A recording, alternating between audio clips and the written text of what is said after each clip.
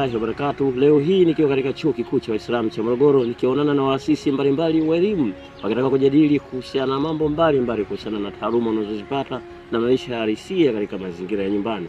Nikikutana na muasisi huyu anaitwa Al-Irshad Murshid, akinena mengi ambayo yenye faida na haya yanaweza kawa tija kwa wanafunzi na wazazi katika kuwapeleka watoto wao katika maeneo tofauti ya elimu. Nikiwa hapa chini ya milima ya Uruguru, tumesikia muasisi wa elimu anazungumza nini na faida nyingi kutoka kwake. Yeye ni mtu muhimu tu wa thamani, na ndio maana tumefika katika maeneo yake na kusikia uneni wake kwamba nini ambacho ametarajia kuwafikishia wazazi na wanafunzi wenye kupata mafunzo katika vyuo tofauti nchini Tanzania. Tumsikie muasisi wa elimu ndipo tupate mengi kutoka kwake. Na mkanganyiko katika kuipata elimu yao ambayo wameijia hususan katika vyuo vikuu.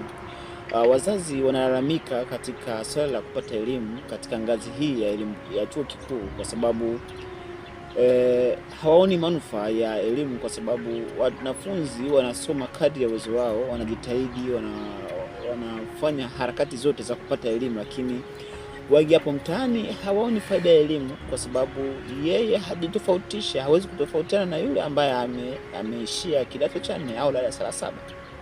Hii inakuwa ni mbaya sana kwa wazazi, kwa sababu mzazi katoa wakati na muda na pesa na kila kitu kwa ajili ya kumsomesha mtoto wake ili aweze kujitofautisha na watoto wengine ambao hawajafika katika ngazi husika.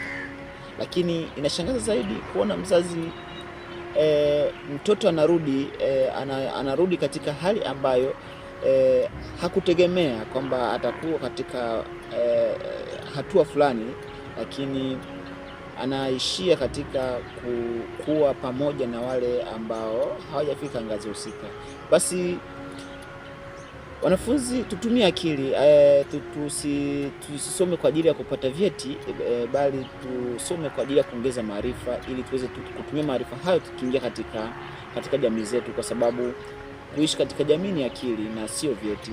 Na unaweza kupata cheti kizuri ukaajiriwa sehemu fulani, lakini bado maisha yako yakawa kama wale waliokuwa hawajafika katika ngazi uliopo. Kwa hiyo tusisome tukitarajia ajira, tusisome tukasema kwamba elimu itatupa pesa. Hapana, elimu inakupa ujuzi, ujuzi huo ndio utakupa pesa. Basi ukiishi katika tathmini kama hiyo, basi utakuwa umefaulu katika kuipata na kuiendea elimu yako. Asante.